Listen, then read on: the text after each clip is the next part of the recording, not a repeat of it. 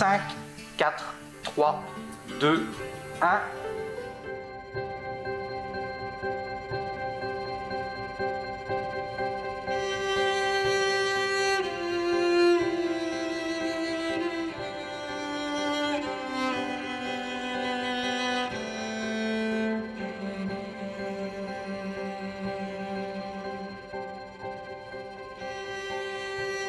Nous avons donc eu 3 messes dans ces studios ici à Keyworld, 3 expériences très différentes chacune.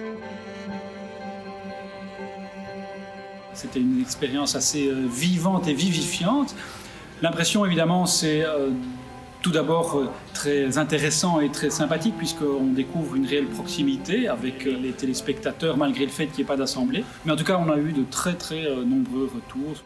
Je pense qu'on a bien rempli la mission qui était de faire passer cette messe et l'ambiance des messes à travers le virtuel en recréant un esprit religieux.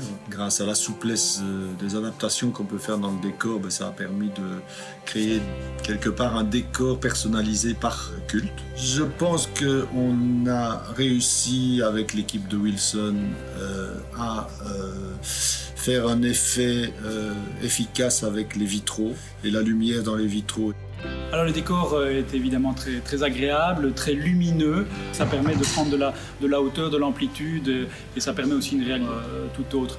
La force du virtuel, c'est évidemment qu'on peut s'adapter. On puisse de culte en culte changer le décor, en faire un autre, et alors donc là l'imagination est sans limite et on peut créer un décor par culte. On peut faire s'envoler les vitraux, on peut les mettre en cube, en triangle, en rectangle, en rond, il y a des tas de choses à faire. Ça marche très bien, on peut faire de l'interactivité, bien que moi je n'ai pratiqué qu'une fausse interactivité, puisqu'on a mis des pré-enregistrements à l'antenne. On voit bien qu'on pourrait faire tout à fait en temps réel des duplex. Une célébration dans un studio comme celui-ci est forcément très différente d'une célébration classique dans une église. Ici, on maîtrise beaucoup plus les éléments, ce qui nous permet d'avoir un produit plus juste, plus fin, qui colle à ce qu'on souhaite. Et donc ici, on est arrivé et vraiment, je pense que ça a bien marché, à avoir une réelle interaction avec les téléspectateurs. Je pense aussi que le nouveau moteur qui est utilisé ici, contrairement à l'ancien, est évolutif. Et donc, chaque fois qu'il va être upgradé, on va pouvoir progresser au niveau visuel. Et donc ça, c'est un très grand pas en avant. Mais pour une messe, c'était effectivement une grande première mondiale.